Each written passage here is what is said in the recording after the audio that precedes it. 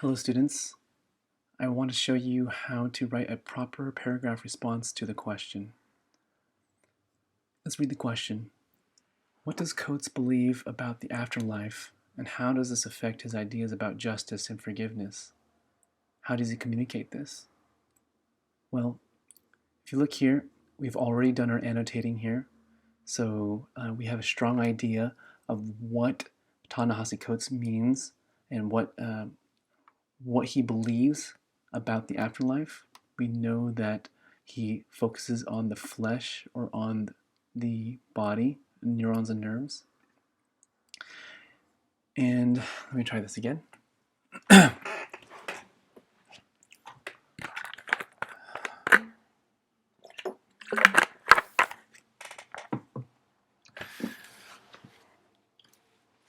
Hi students, this is Mr. Shea.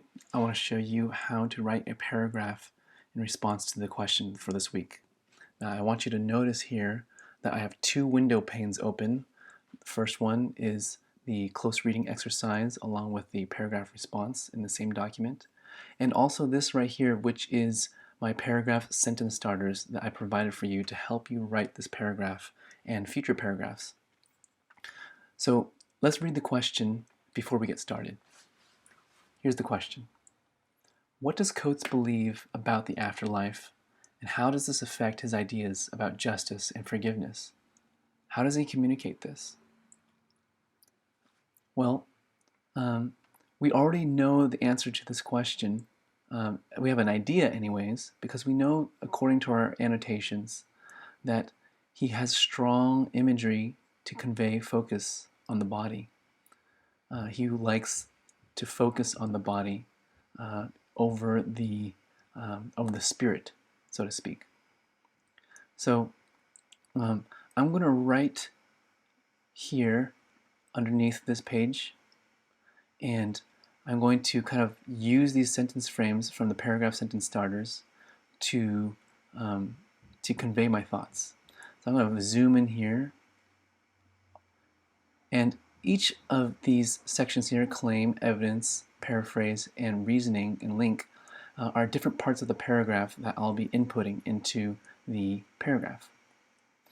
There are many different sentence frames that you can use. I've highlighted this one just for ease of viewing for you to see. And just also to make it easier for us, I'm going to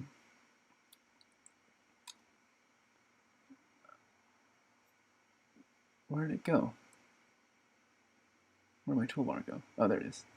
I'm going to okay, just to make it easier for us to see also, I'm going to make different colors for for each individual part of the paragraph. So I'm going to make a good strong claim here, and it says here the author uses blank to illustrate or demonstrate or convey, explore, emphasize. I'm going to not use the word author. I'm going to use Coates' full name here, so I'm going to write Ta-Nehisi Coates uses this literary element, and a literary element is basically like a writing device, and I would say that Coates uses maybe strong images or metaphors.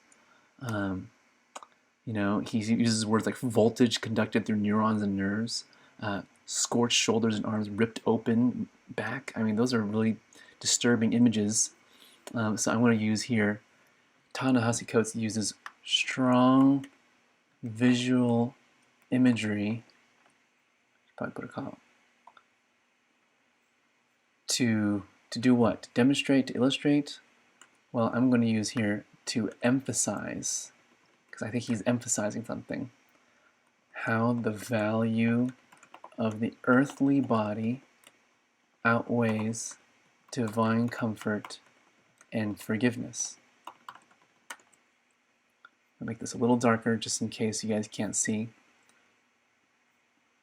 Okay, so Ta-Nehisi Coates uses strong visual imagery to emphasize how the value of the earthly body outweighs divine comfort and forgiveness. It's a mouthful, but does it answer the question? The question is, what does Coates believe about the afterlife, and How does this affect his ideas about justice and forgiveness? Well, we know that he values the earthly body, and it outweighs, you know, his ideas about, divine forgiveness or divine justice, which are just fancy words for heaven and perhaps even hell. So we know that he doesn't believe in God. We know that he doesn't believe in heaven.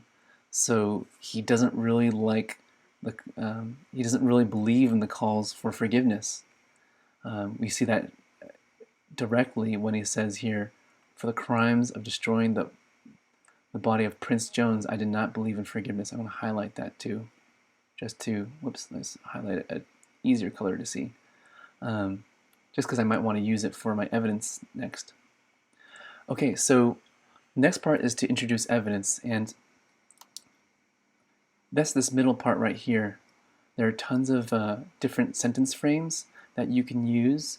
I've highlighted already one of them that I'm just going to use for this part of the paragraph. So I'm going to write, as an illustration in the text on page 4, it reads. Now I've already chosen a piece of evidence. Obviously, when you do this, you're going to have to look through your paragraph. And the evidence that I chose was this one right here. Oops, I forgot to highlight that, but that's the one that I want to use.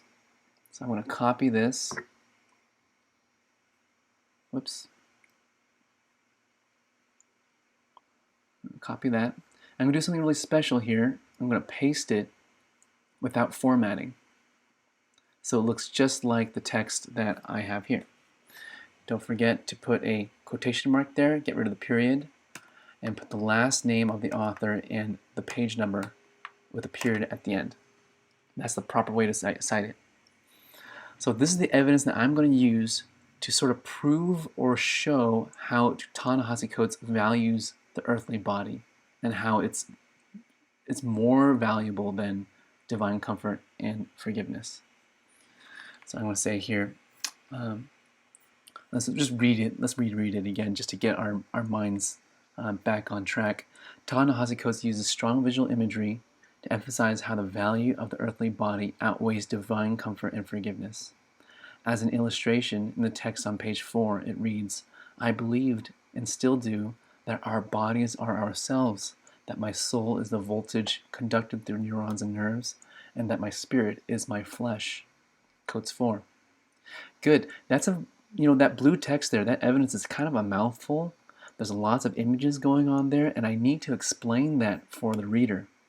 So I'm going to move on to the paraphrase section here. As I've highlighted this one right here. In other words, the character, speaker, narrator, we know it's the narrator. But I'm just going to use Coates' last name here. You're not restricted to these three things, these three words. I'm also going to change the color to red, pink there, so you know it's from the paraphrase. In other words, Coates, what's he doing here? Coates is, equating, I think, the soul. He says that the soul is the voltage conducted through neurons and nerves. That's interesting to say. And that he says, my spirit is my flesh. He's making a direct equation between the body and the soul or the spirit.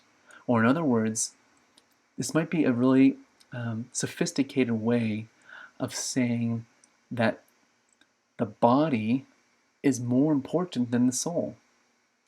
People usually say things like, the soul is so important, the spirit of the thing is so important. But for Coates, the spirit, the soul, the good things of a person's life is not separated from the body. In fact, it is the flesh.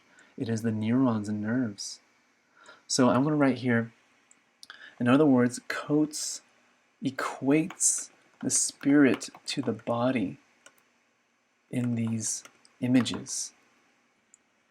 So I've kind of rephrased and did a little interpretation of what this blue evidence means. And I need to explain further about how the equating of the spirit to the body shows that he emphasizes the body and how it outweighs divine comfort. and forgiveness. So I'm going to change this color to green, dark green here, and let's look at the sentence frames here. Again, there are many different frames to use, but I'm just going to use this one for now. It says here, and I'm going to use the author here.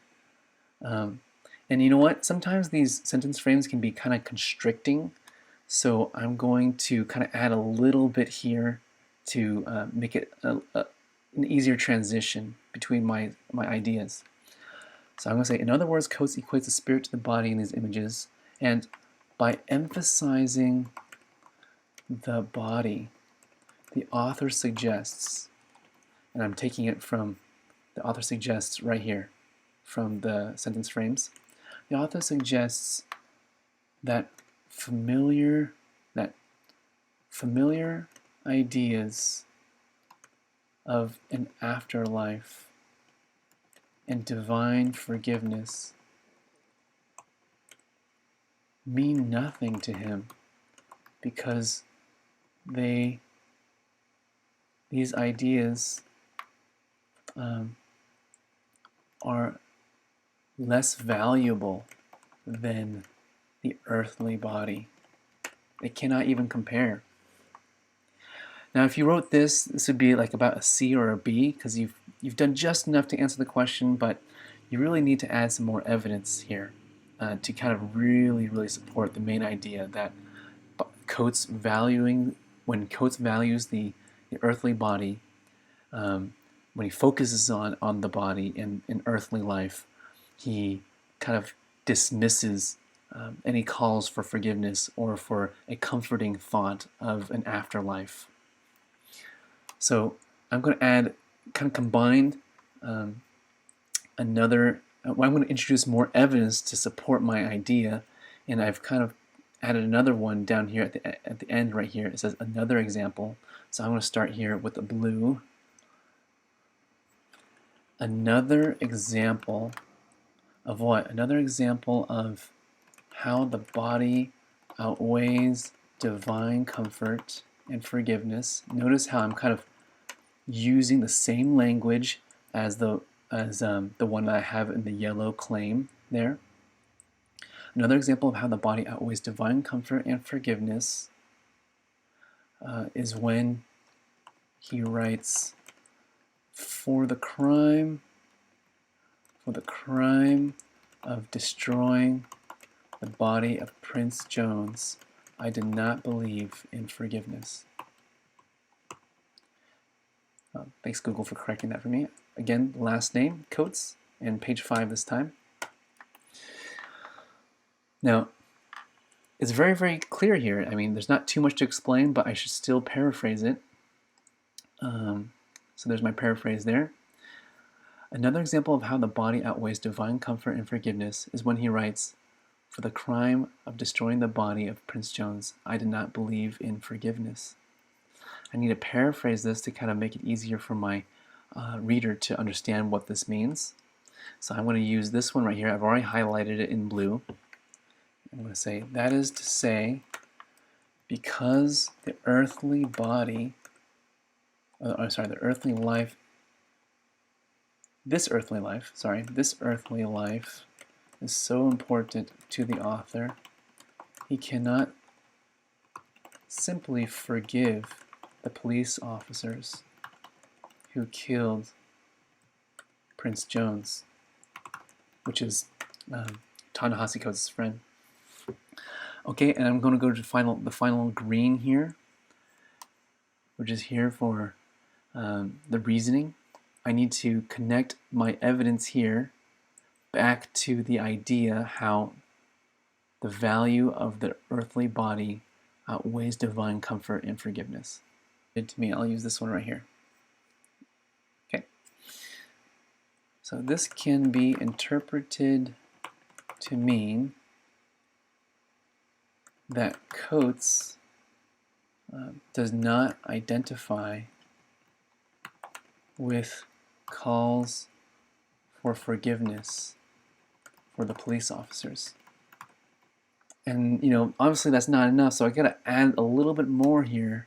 And maybe you don't have a sentence frame to help you, but if you kind of just go with the flow of thought here, I need to prove or support the idea that his focus on the body prevents him from forgiving, and because I guess forgiveness might even be a divine or a godly attribute which he rejects. Someone was taken away from him, and he doesn't forgive because that's all you have in life, that body, that earthly life. So I'm going to say something like, perhaps Coates stresses the importance of this life, so it is impossible for him to ignore racial injustice that results in the robbing of people's lives here on earth. Let me bring this down a little bit. And I kind of want to add a little bit more here. He does not want to accept a divine justice if the earth doesn't have real justice, or something like that. Okay, so as I read through this, I want to kind of double check whether or not all my sentences are aligned and really, really, really emphasizing this idea here. Everything in this paragraph needs to eventually point to and support this main idea here. So I'm going to read this paragraph one more time, and let's see if it does the job. Ta-Nehisi Coates uses strong visual imagery to emphasize how the value of the earthly body outweighs divine comfort and forgiveness. As I read this first sentence here, I think I kind of want to change it. I want to say how, just go straight here, how the earthly body, I'm just going to say straight, is more valuable than divine comfort and forgiveness. Yeah, maybe that makes more sense. Less wordy. You always want to kind of cut your words. Let's read it again. Ta-Nehisi Coates uses strong visual imagery to emphasize how the earthly body is more valuable than divine comfort and forgiveness. As an illustration, in the text on page 4, it reads, "I believed, and still do, that our bodies are ourselves, that my soul is the voltage conducted through neurons and nerves, and that my spirit is my flesh." Coates 4. In other words, Coates equates the spirit to the body in these images. By emphasizing the body, the author suggests that familiar ideas of an afterlife and divine forgiveness mean nothing to him because these ideas are less valuable than the earthly body. I think that's pretty good. Another example of how the body outweighs divine comfort and forgiveness is when he writes, "For the crime of destroying the body of Prince Jones, I did not believe in forgiveness." That is to say, because this earthly life is so important to the author, he cannot simply forgive the officers who killed Prince Jones. I'm going to add here, who killed Prince Jones, who killed his friend, Prince Jones. I want to add his friend because it's personal for Ta-Nehisi Coates. This can be interpreted to mean that Coates does not identify with calls for forgiveness for the police officers. Coates stresses the importance of this life, so it is impossible for him to ignore racial injustice that results in the robbing of people's lives here on earth. He does not want to accept divine justice if the earth doesn't have real justice. Does this ultimately point to my main idea here? How Coates emphasizes how the earthly body is more valuable than divine comfort and forgiveness? I think it does. And I'm pretty happy with this paragraph. Okay, guys, this is kind of what I expect from you. I know it looks a little complicated and difficult, but with time and practice, I'm pretty sure, I'm almost willing to guarantee that you'll be able to create a paragraph like this. All right, thanks for watching, and good luck.